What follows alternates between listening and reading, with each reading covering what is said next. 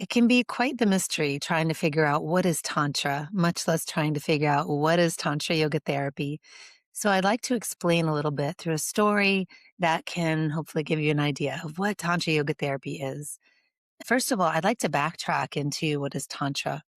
And Tantra is a practice or a science. It's even a worldview that brings certain tools together that aid you to reach a particular goal. So if the goal is empowerment, then you get the tools to help you with empowerment. If the goal is living a healthy, fulfilling, joyful life, then that's often in the domain of Tantra as well.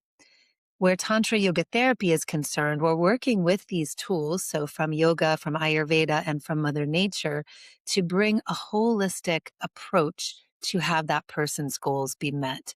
And often in therapeutics, it's pain. Tantra Yoga Therapy can address many different kinds of pain or suffering, and it may be mental pain or mental imbalance, physical pain, even spiritual pain. And not only does it address pain, therapeutics can move us towards wellness. We don't have to be suffering to realize that we're actually not living a vital life. We're not thriving in the ways that we want to, and we're not really happy. So Tantra Yoga Therapy takes all of this into account, and it aids us in healing our pain and our woe while also supporting us to live a thriving life and a joyful life. I think many people assume that yoga therapy or Tantra Yoga Therapy is just healing back pain or working with the aches and pains of inflammation or some kind of shoulder girdle issue, something like that. In truth, Tantra Yoga Therapy aids us in physical wellness, mental wellness, emotional wellness, and spiritual wellness. It is a holistic science, and we use many different modalities that work together like tapestry or a jigsaw puzzle. Everything fits together to help a person live a fulfilling and fruitful life. In this video, however, I am going to give you an example of how I use Tantra Yoga Therapy, specifically in this case with my father and back pain, but what I bring in additionally to help him so that the healing is faster and that he is not regressing and having to repeat the same mistake over and over again. So a few months back, he called me with this excruciating sciatic nerve pain. So if you've ever felt this, this is a pain that starts at the low back and it radiates down the back of your leg. So often women who are pregnant experience this, people who have a lot of stress, who are standing on their feet a long time experience this. Whenever we're gardening or picking heavy equipment up, for example, we can experience this. And in aging, we can also experience this. So my approach for my father was fourfold. First of all, this is not the first time that he has told me the story of, oh my gosh, my back hurts so much, Brooke. Can you give me some yoga postures to work with so that I can heal it? He's also gone to physical therapy, and he was at the point now where he was receiving steroid shots in his low back because the pain was so excruciating. But they were expensive and they wear off, and he wanted a longer fix.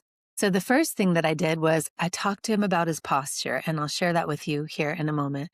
Secondly, I told him about a few yoga postures that can help strengthen his back, and I gave him a little video and sent him that little video. Thirdly, I told him about a homeopathic remedy because they work with energy. So they are pills that you can take that work not only on the physical body, but the mental and emotional body as well. And I'll tell you about this one too. But the three together relieve the pain in a manner that he could then create better habits to not repeat this issue year after year, season after season, fourfold. So tending to the physical body, tending to the energy, which also aided in the physical body and the mind. And then when the pain was relieved, at how to then not repeat those actions again and again and again. This is a habit change. All right. So let me tell you about these practices I gave him. So the first thing that I gave my father was a postural adjustment. You always want your toes facing forward. Once you turn your feet outwards, the thighs start to rotate externally, compressing your low back. This is the sacred bone. We have joints on either side. Within these joints, we have the sciatic nerve. And when we are rotating our feet outwards, it's rotating the entire structure of the leg in a manner that pinches these nerves and creates a radiant pain all the way down the leg. So the key then is to not stand with one or both feet out towards the side, which is a posture that many people do, but instead to bring the toes forward and to keep the feet about hips width apart. So then you have space in your pelvic girdle. Then you also have this space of the low back where you're not pinching that sciatic nerve. After showing my dad the posture just to stop the stressor, I then brought in a homeopathic called Hypericum. This alleviates the pain. It's one of the best remedies out there, period, that I personally know of to stop excruciating nerve pain. And this was a Hypericum 200C. This is an emergency dose like a lightning bolt, but you can also find Hypericum 30C, and this is St. John's wort in a homeopathic form. Now, he took this remedy, it immediately stopped the pain. While that pain was ceased, I then introduced some yoga therapy postures. So it is important to not add on to the pain, and back pain can be really triggering. It can be really hard to access and find where is the pain coming from because the nerves seem to radiate the pain in all different directions. So Hypericum to stop the pain, to then address with correct posturing, meaning yoga asana, that aids in his overall posture to stop the sciatic nerve from talking to him. Additionally, I had to give my father a few postures, and I'll show you what they look like on the mat. These were dedicated to bringing space to the low back and strengthening the area around the sacrum so that he could be freed from the pain, and the back and the hips could be stabilized so that we would not have a reoccurrence of this pain. So the first one is just to lie back on your mat or the floor and just bringing one knee up towards the chest. And you can start to feel how the low back and around the hips starts to stretch a little bit. So you can do this with your breath, and then even slowly, depending on how strong the pain is, just switching side to side. And it may be that the pain is so excruciating that this needs to be very slow, and you can place the foot down on the mat to slide all the way down. So being very mindful. In time, when the pain lessens, one can start to work with alternating the knees, and that starts to free up any tension. The second posture is actually on the belly, coming down onto a flattened space. Forehead or chin can come down onto the mat, and then just lifting right leg and then left leg.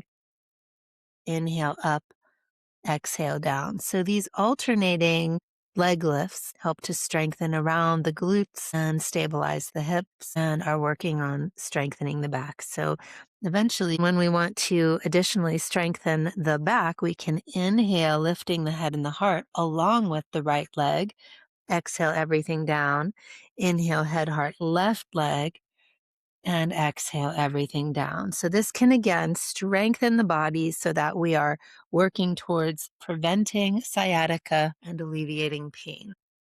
Lastly, this is a seasonal habit. So at the end of every winter, when my dad has been a little more sedentary, and at the beginning of spring, where he's starting to work on his garden, he gets sciatic nerve pain.